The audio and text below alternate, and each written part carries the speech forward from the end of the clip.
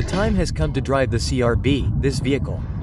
It arrived in the summer, let's say, and it was the Japanese brand's, let's say, outstanding presentation in Argentina.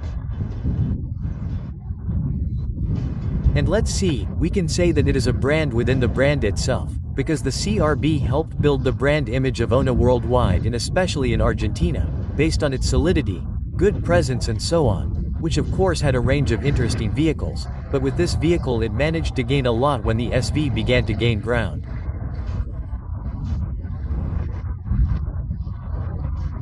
So, well, finally, here we have the 6th generation, and what they basically appealed to was to maintain the value conditions that led it to be a highly respected vehicle, but appealing to technology, maintaining robustness, but of course adapting to the times. So what do we have then? A robust vehicle with a very good presence. The image is really very pleasant, it's a matter of taste, but I personally like it a lot. At the same time, they made it with sharper lines, but with much more and, let's say, cleaner surfaces, to give it solidity but simplicity.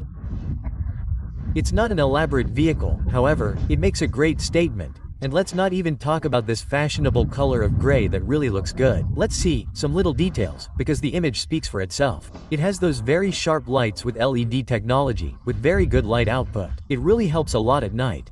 The huge black grille, lots of black, running along the bottom of the truck, that is, giving it that adventurous style appearance. Remember that this gasoline version only comes with 4x2 traction. What happened first? Before, they gave me the ZRB and HRB. This CRB gasoline came and then the hybrid arrived, also accompanied by the Civic that only comes with hybrid technology. We have a vehicle that is 4,700,000 meters long, with a 2.70 wheelbase, weighs about 1,600 kilograms and has a 650L trunk. The rims it has have really interesting profiles. Interesting because later when I'm driving it I'll tell you what they mean in terms of how they translate into ride comfort. 18-inch rims with really generous tires that greatly help ensure that the dynamic behavior is pure comfort.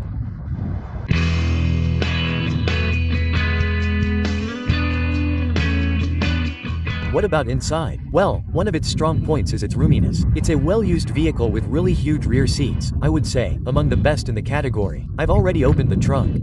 Some people will not only fit 3 adults, but 2 really comfortable ones, the one in the middle, the one who always has to find a place, but it has rear air vents.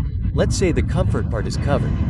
In front it has, well, actually, huge seats with good support. The thing about that textile upholstery is that as the kilometers went by, I noticed it was a little hard. It's probably a study done by scientists, by people who work in this field, which must be due to the durability of the format, let's say. But over time, I noticed it was hard, especially when I remembered the kilometers we did on it today. In the middle, there's a 9-inch multimedia screen that, in the whole thing, doesn't seem very big, it ends up being small. It's a first impression because it really is fast, it works well, it's intuitive, it has a very good camera, and the language also works there. Did you see this one here that when you turn to the right side, it shows you with a camera that's right in the mirror on the right side? In a very good image, everything that's happening to you, so that you have control. And we also verified that just by activating it with a button from this satellite control for turning, it also activates the speed and maintains it. It's a nice little detail. Well, this multimedia system is compatible with Android and Apple. It has Bluetooth, USB Type-C inputs, a conventional type, it has audio equipment, very good dual-channel air conditioning.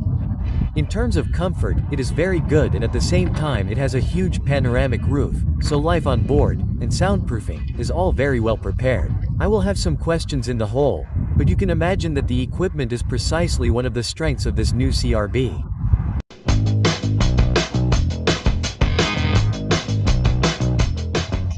Under the hood of this gasoline version, the X of the new CRB, there is a 1.5 turbo gasoline engine that delivers 190 horsepower and 243 Nm of torque. It is accompanied by a CVT automatic transmission, which, let's say, the Orientals were the promoters of this type of continuously variable transmission. They love it and have been evolving it. They have never been the fastest transmissions, they always stretch a lot in revs. Well, over time they have evolved and today I tell you that they are riding the crest of the wave in terms of use, right? Many brands use it. In this case, it is fine. It has a sport mode and a low mode. In sport mode is where you get a little more joy, let's say, energy.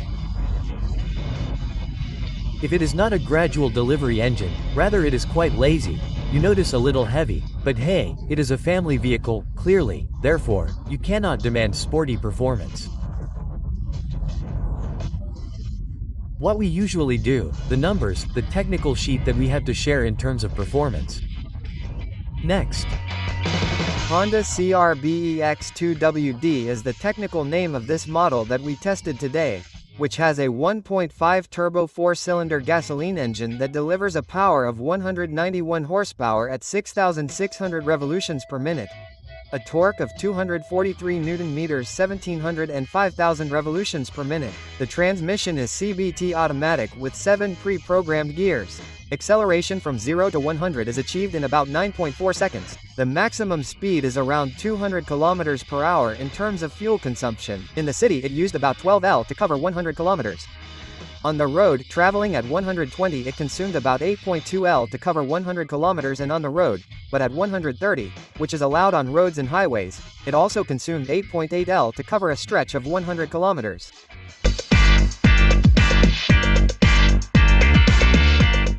Let's talk about the behavior of this new CR-V Wave.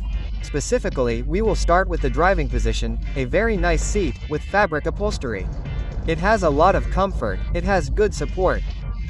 Electric regulation, double adjustment of the column, also very generous, which allows you to have a nice drive. It's a steering wheel with a nice grip, it's also big, it's a nice steering wheel with some buttons for certain functions and, well, the overall view is very good, real functionality. Very rational, very Japanese style, right? So in that sense, the soundproofing is very well done, that is to say, there's a lot of comfort on board. If there's one thing that can be attributed to this vehicle, it's comfort. That's why it's considered an ideal vehicle for a nice trip, With the family, you have space, you have a trunk, and you have tires with a good profile, that is, they're big wheels, with a good profile for different types of routes that will absorb well at all times, associated with a very good suspension layout that this vehicle has. But that's why I was telling you that it's very comfortable for traveling. You go as if you were isolated, it has a straightforward behavior, that is to say, the inclinations appear if the speed is already too high and this, let's say, a curve is too tight, but if not, it's really good. The steering work is excellent, very good for maneuvering in the city. Keep in mind that although it is a mid-size SUV, it does not stop having a significant size. It is a vehicle of good size, so good steering for the city is always appreciated for all types of maneuvers. This engine, which I had not told you is a chain-driven engine, greatly contributes to this comfort, making the onboard experience truly pleasant. If we have to rate the dynamic behavior of this CR-V in any way, it would be with very good marks, with a very good score, because we can say that it is one of the main virtues of this vehicle. So, well, we continue driving a little longer, getting out of the city a little. The behavior on the road is very good and it does not falter at all, even though it is single-wheel drive. This is a 2WD, it is not a 4x4 or all-wheel drive like the hybrid version of this new generation of CR-V.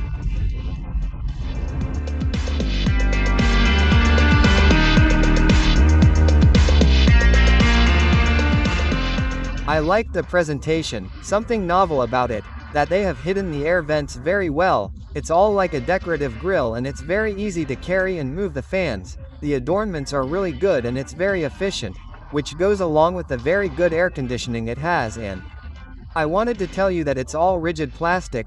All rigid plastic for a vehicle of this category is something to review, but you know that it's well presented, beyond the fact that at times it seems too austere, but it's well presented and there's a good fit, so it seems to me that over time those annoying rattling noises won't appear. Let's talk about safety. It has 10 airbags. It really is very complete in terms of what we can say. It has the most classic features: traction control, stability control, hill start assist, hill descent control, and, at the same time, what it calls ADAS, which it includes in a package called Honda Sensing, which has, among other things, adaptive cruise control with low speed tracking. You set the distance you want the vehicle in front to see you and it respects it. This is interesting for slightly more congested highway sections and so on. Well, that's where it's really interesting on the highway, let's say, the urban part, isn't it? With the issue of safety, what I was telling you about the Lang Watch, this thing where you put 0.7 and it shows it to you on the camera. Lane change assist, it not only warns you, but it also corrects you. Sometimes these things must be a little invasive, but oh well. And automatic lights, the ferry package is really complete. It's a vehicle that comes in very good in terms of safety.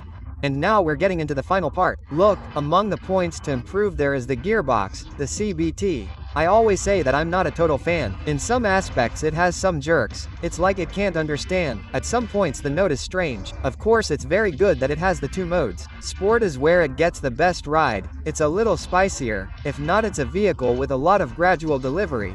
Basically it's all hard plastic. Beyond the fact that it has a good presentation, it seems to me that a vehicle of this category would deserve some padded or soft part, as we can call it, and not much more. It has a very good one that, in addition to having good trunk space, has a rim with the same tire and at the same time the same rim, that is, exactly the same as the original ones, which is something that we always weigh against the negative side. In this case it is on the positive side. The robustness, the presence of the vehicle, the ride comfort and the general equipment are among the things I liked the most about this new CRB. At any time we have the hybrid version, but at least we wanted to have contact with this gasoline version, simple traction, but which is a benchmark in the SUV category and which helped, as I repeat, to build Honda's image, not only in Argentina, but also globally.